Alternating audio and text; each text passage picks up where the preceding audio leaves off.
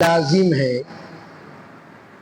کہ ہم لوگ رمضان المبارک کی ان راتوں کی قدر کریں، اور یہ بات یقینی ہے قدردانوں کے لیے یہ رات قدردانوں کی رات ہے، نا قدروں کے لیے یہ رات عام رات ہے۔ یہ بات ہمیشہ یاد رکھیں، نا قدروں کی اللہ قدر نہیں کرتا، اللہ کے یہاں قدردانوں کی قدر ہے۔ اسی لیے کہا ان اللہ لا یضیع اجر المحسنین، اللہ تعالی احسان کرنے والوں کو احسان کو ضائع نہیں کرتا۔ احسان کسے کہتے ہیں؟ هل جزاء الاحسان الا الاحسان فبأي آلاء ربكما تكذبان۔ اللہ تعالیٰ نے جو سوال ہم سے کیا تھا، کیا احسان کا بدلہ احسان نہیں ہوتا؟ تم لوگ اللہ کی کون سی نعمتوں کو ٹھکراؤ گے؟ اللہ نے تم پر مختلف قسم کے احسانات کیے ہیں، اور اس کا بدلہ یہ ہے کہ اللہ تعالیٰ کے سامنے تم احسان والا معاملہ کیا کرو۔ علماء کہتے ہیں احسان کیا ہے؟ مل احسان، جس وقت پوچھا گیا اس وقت میں حضرت نبی اکرم صلی اللہ علیہ وسلم نے احسان کا جواب دیتے ہوئے کہا ان تعبد اللہ کأنک تراہ وَإِن لَّمْ تَكُن تَرَاهُ فَإِنَّهُ يَرَاكَ۔ احسان کہتے ہیں کہ تم ایسی عبادت کرو گویا تم اللہ کو دیکھ رہے ہو، یعنی نظر تمہاری اتنی پاک رہے، نظر تمہاری اتنی صاف رہے، تم خود اتنے پاک رہو، تم خود اتنے صاف رہو کہ تمہارے سامنے اللہ کی دیدار میں کوئی رکاوٹ محسوس نہ ہو۔ یہ کیفیت یہ مقربین کی کیفیت ہے، یہ صالحین کی کیفیت ہے، یہ انبیاء کی کیفیت ہے۔ انبیاء جس وقت اللہ کے سامنے کھڑے ہوتے ہیں گویا اللہ کی وہ دیدار کر رہے ہیں، لیکن گنہگار ذہن، گنہگار سوچ، گنہگار بدن، گنہگار مزاج اس تصور سے بالکل دور ہے۔ اس لیے اللہ کے رسول نے فرمایا اگر تم اعلیٰ درجے کا تصور کرنے سے قاصر ہو تو دوسرا تصور تم کر سکتے ہو، وہ یہ ہے کہ اللہ تمہیں دیکھ رہا ہے۔ ایک ہے ہم اللہ کو دیکھ رہے ہوں، یہ تو اعلیٰ درجے کا تصور ہے، مقربین کا تصور ہے، انبیاء کا تصور ہے۔ اللہ رب العزت کے مقربین جو انتہائی اللہ کے اولیاء ہوا کرتے ہیں ان کا تصور ہے، اس درجے کا تصور کرنا ہر ایک کی بس کی بات نہیں، تو دوسرا تصور کرو اللہ تمہیں دیکھ رہا ہے۔ یہ احسان ہے۔ کیا مطلب؟ اللہ کو ہمیشہ حاضر مان کر زندگی گزارو، جہاں بھی رہو، جدھر بھی رہو، جیسے بھی رہو، یہ تصور کے ساتھ زندگی گزارو اللہ تمہیں دیکھ رہا ہے۔ رمضان اسی تصور کو پیدا کرنے کے لیے آیا۔ رمضان اس لیے آیا تاکہ یہ تصور ہمارے ذہنوں میں پیدا ہو جائے۔ یاد رکھنا میرے دوستو، اگر یہ تصور نہیں ہے تو آدمی انسان سے حیوان بنتا چلا جائے گا۔ یہ تصور رہے گا آنکھیں اس کی کنٹرول میں رہیں گی، یہ تصور رہے گا زبان اس کے کنٹرول میں رہیں گے، یہ تصور رہے گا جذبات، خیالات، سوچ، سمجھ، فکر یہ سب کنٹرول میں رہیں گے۔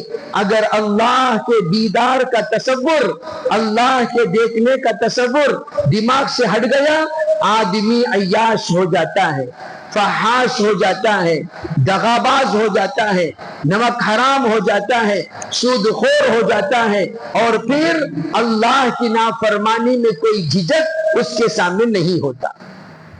اسی لیے علماء کہتے ہیں ارے بھئی یہ پہلے تصور پیدا کرو، یہ تصور پہلے پیدا کرو.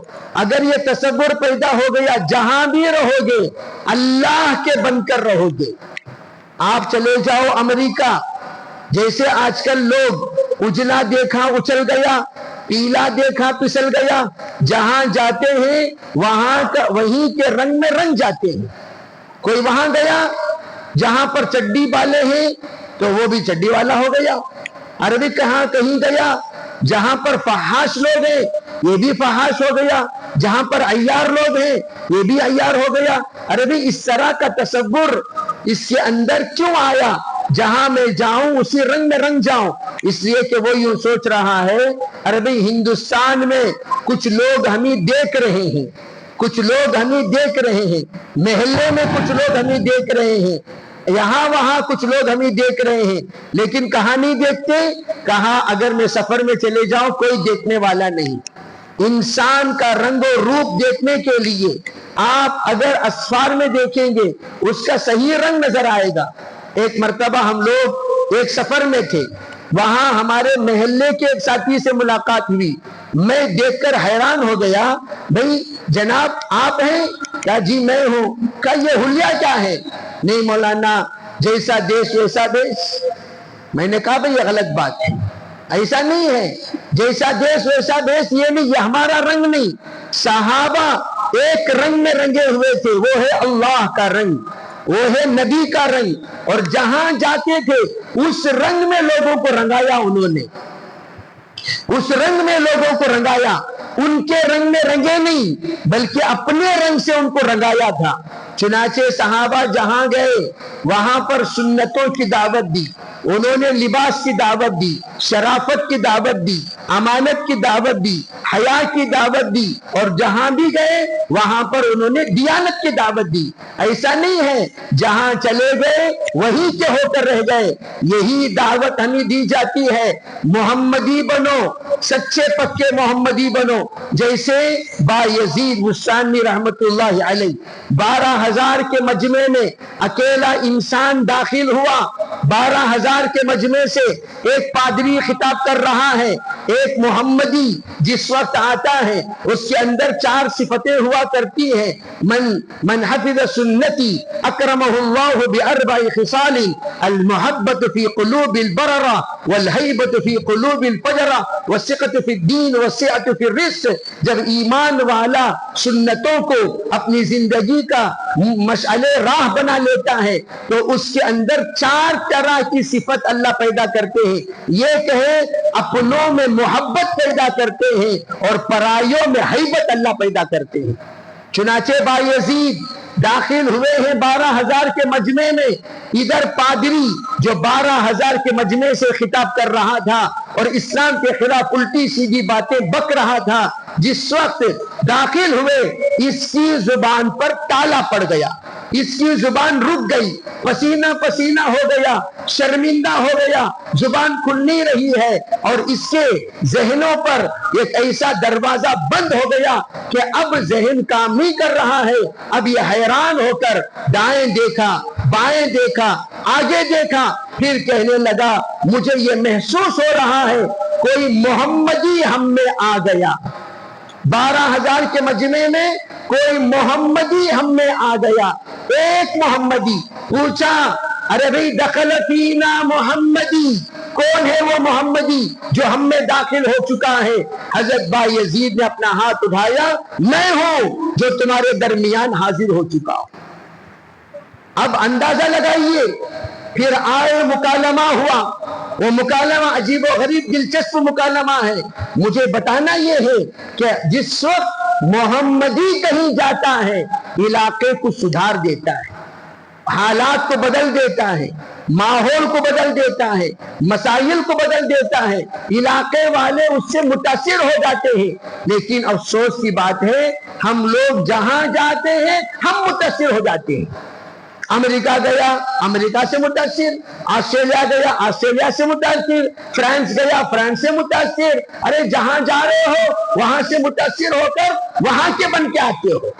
ارے اللہ کے بندو، اللہ نے تمہیں ایک رنگ دیا، صبغۃ اللہ ومن احسن من اللہ صبغہ۔ اس رنگ میں، اس یونیفارم میں جب تم ڈھنگ جاتے ہو، جب تم رنگ جاتے ہو، اس رنگ کو کبھی بدلنا نہیں۔ یہ رنگ میں دوسروں کو رنگنا ہے، دوسروں کو لانا ہے، دوسروں کو دعوت دینا ہے، اور دعوت دے کر ان کو اپنا بنانا ہے۔ یہ نہیں ہے پرائیوں کے ساتھ ہم بھی پرائے بن جائیں، ان کے ساتھ ہم بھی ان کے بن کر رہ جائیں۔ یہ طریقہ مسلمانوں کا نہیں ہوتا۔ رمضان اسی لیے آیا کہ رمضان مبارک کے مہینے میں کسی بھی ماحول میں چلے جاؤ، تم اسی رنگ پہ رہتے ہو، تمہارا رنگ بدلتا نہیں۔ روزے دار چاہے آفس میں جائے، دکان میں جائے، سفر میں جائے، حضر میں جائے، وہ روزے کی حالت میں اپنے ذمہ داری کو پورا کرتا ہے، وہ اپنے روزے کی ذمہ داری کو بھولتا نہیں۔ یہی بات اللہ نے سمجھایا، جس طرح رمضان المبارک میں تم ایک رنگ کے بن کر مضبوط رہتے ہو، اسی طرح غیر رمضان میں بھی ایک ہی رنگ کے بن کر مضبوط زندگی گزارو۔ یہ ڈاوا ڈول زندگی چھوڑ دو، یہ ڈاوا ڈول زندگی چھوڑ دو۔ آپ کا رنگ ایک رنگ ہے، رنگ برنگی نہیں ہے، نو رنگی نہیں۔ اسی لیے حضور صلی اللہ علیہ وسلم نے پورے صحابہ کرام پر اسی تربیت فرمائی۔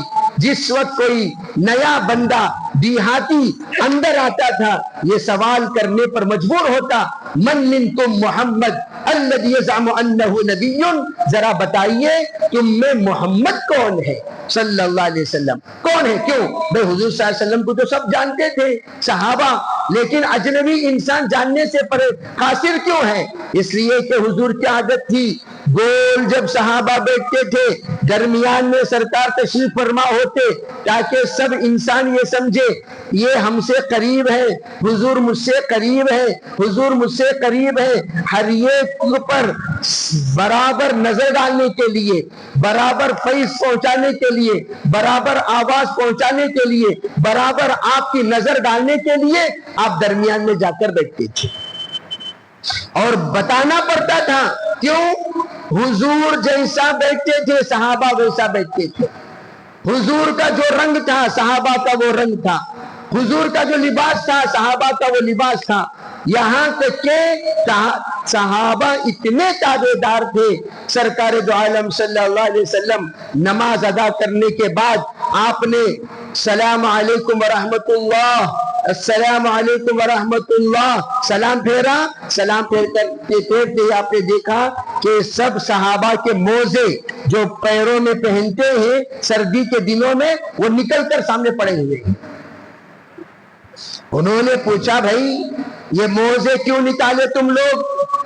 کہنے لگے صحابہ اللہ کے رسول آپ نے نکالا ہم بھی نکال دیے۔ کہا بھائی میں اس لیے نکالا کہ فرشتے نے آ کر، جبریل نے آ کر مجھے اطلاع دی آپ کے موزے میں گندگی لگی ہوئی ہے، نکال دیجئے۔ میں نکال دیا۔ تم کیوں نکالے؟ حضور آپ نے نکالا ہم بھی نکالے۔ یہ ہے تابعداری۔ اب ہم لوگ لا الہ الا اللہ والے اگر ہیں، محمد رسول اللہ والے نہیں ہیں۔ بعض لوگ محمد رسول اللہ والے ہیں، لا الہ الا اللہ والے نہیں ہیں۔ یہ عنوان بہت بڑا عنوان ہے جو میں کہنا چاہتا ہوں۔ بعض لا الہ الا اللہ والے ہیں، محمد رسول اللہ والے نہیں ہیں۔ بعض محمد رسول اللہ والے ہیں، لا الہ الا اللہ والے نہیں ہیں۔ بعض لا الہ الا اللہ محمد رسول اللہ والے ہیں لیکن خلفائے راشدین والے نہیں ہیں۔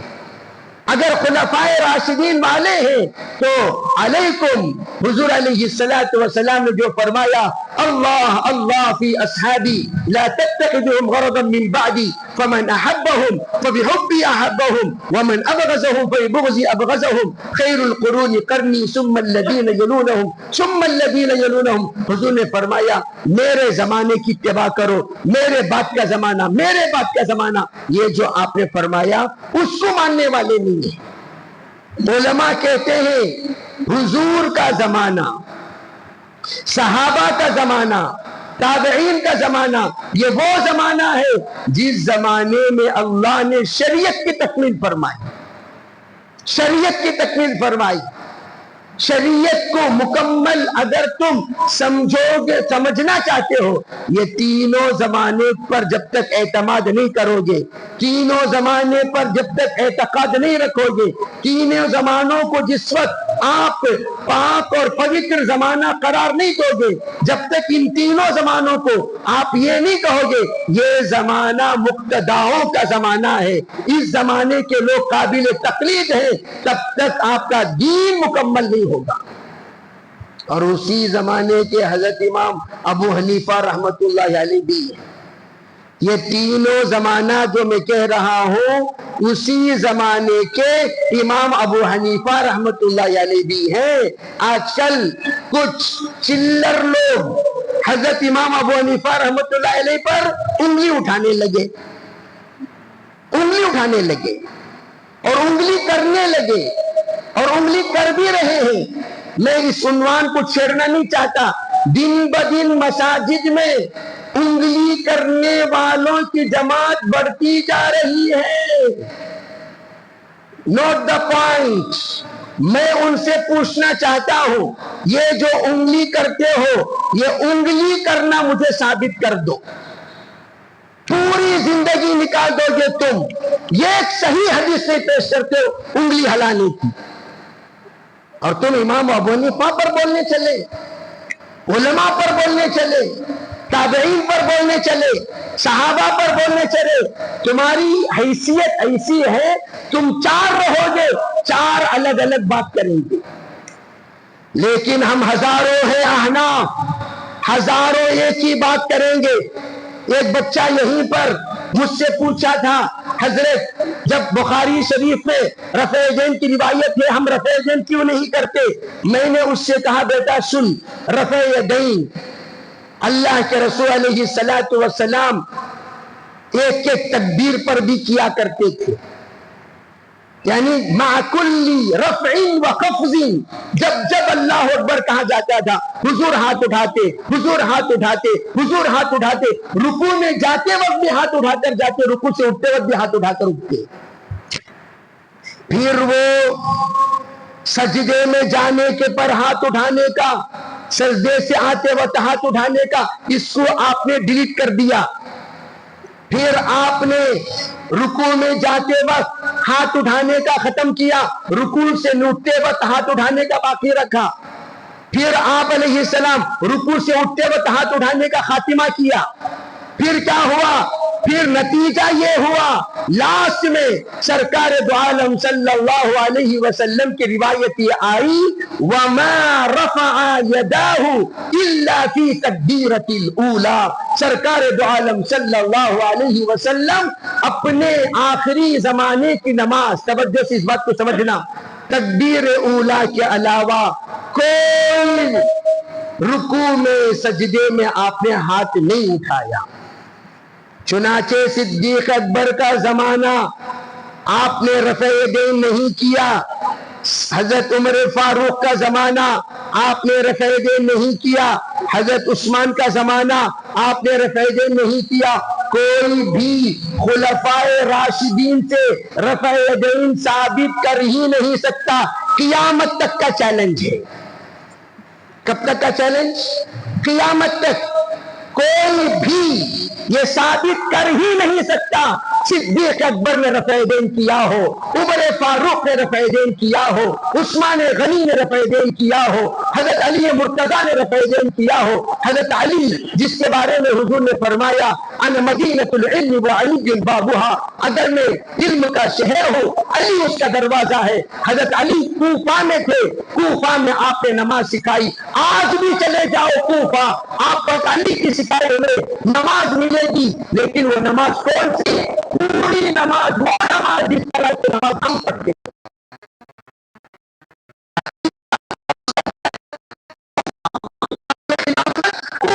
اور ہمارے امام محمد بن ثابت کوفی، ان کو کوفہ کے رہنے والے کہا جاتا ہے۔ تو ہم بحث نہیں کرتے، ہم یہ کہتے ہیں کہ بھائی یہ ہے فرض، یہ ہے واجب، یہ ہے سنت۔ ایک فرض ہے، ایک واجب، ایک سنت ہے۔ فرض جسے کہتے ہیں جس کو کرنے کا حکم حضور نے دیا ہو، اللہ نے دیا ہو، نہ کرنے پر وعید بیان کی ہو، سزائیں بیان کی ہو، اسے کہتے ہیں فرض۔ واجب کسے کہتے ہیں؟ جس کا حکم دیا، نہ کرنے پر ناراضگی کا آپ نے اظہار فرمایا۔ سنت کسے کہتے ہیں؟ جس کو آپ نے کیا زندگی میں کبھی کبھار چھوڑنے کے ساتھ۔ غیر معتدل کسے کہتے ہیں؟ آپ نے ترک کے ساتھ اس کا اہتمام کیا ہے، کبھی پڑھا کبھی چھوڑا، کبھی پڑھا کبھی چھوڑا، کبھی کیا کبھی چھوڑا۔ اسے مستحب کسے کہتے ہیں؟ کرنا اچھا ہے، نہیں کرے تو کوئی حرج نہیں۔ حضرت عبداللہ بن عباس کی روایت پر غور کرو، حضرت عبداللہ بن عمر کی روایت پر انہوں نے دیکھا، ارے بھائی حضور کی ایک سنت لوگ چھوڑ دیے، پورے لوگ چھوڑ دیے، کون سی سنت رفع یدین کی؟ تو انہوں نے مدینے میں نہیں، اپنے طور سے رفع یدین کرنا شروع کیا۔ یہ ہے روایت بخاری شریف میں۔ تو اب سوال پیدا ہوتا ہے، انہوں نے جب دیکھا لوگ کرنا چھوڑ دیے، اس کا مطلب کیا؟ لوگ رفع نہیں کرتے تھے۔ حدیث کو پوری سمجھنے کی کوشش کرو، اس کے لیے تھوڑی دیر علماء کے ساتھ بیٹھا کرو۔ میڈیا میں ہر بات سمجھائی نہیں جائے گی، میڈیا میں ہر بات سنائی نہیں جائے گی، میڈیا میں مطلب کی باتیں اچھالی جاتی ہے، جو غیر مطلب کی ہوتی ہے دبائی جاتی ہے۔ اور آج ہمارے اکابر کو میڈیا پہ آنے کی ضرورت اس لیے پڑی تاکہ ان حدیثوں کی خباثت کو دبایا جائے، ان ربیعوں کے رسالت کو دبایا جائے، ان دجالوں کی دجالیت کو دبایا جائے، ان ناحق اسلام کو برباد کرنے والوں کے بیانات کی استحصال کی جائے، تصدیق کی جائے، کی جائے۔ اگر میں یہ بتانا چاہتا ہوں کہ اس وقت میں مجھے مسلمان پر بولنا نہیں ہے، انشاءاللہ اس وقت مخلوق جڑے گی اس عنوان کو سننے کے لیے، تب ہم انشاءاللہ اس وقت میں یہ عنوان کی ہم نے دھجیاں اڑا دی ہیں 2004 میں 4 مہینے تسلسل کے ساتھ مسجد علی کی 4 دیواری لکسندرا کی اس بات کی شہادت دے گی۔ ہم نے اس عنوان کو اٹھا کر تفصیل کے ساتھ گفتگو کیا، جیسے مثال کے طور پر آج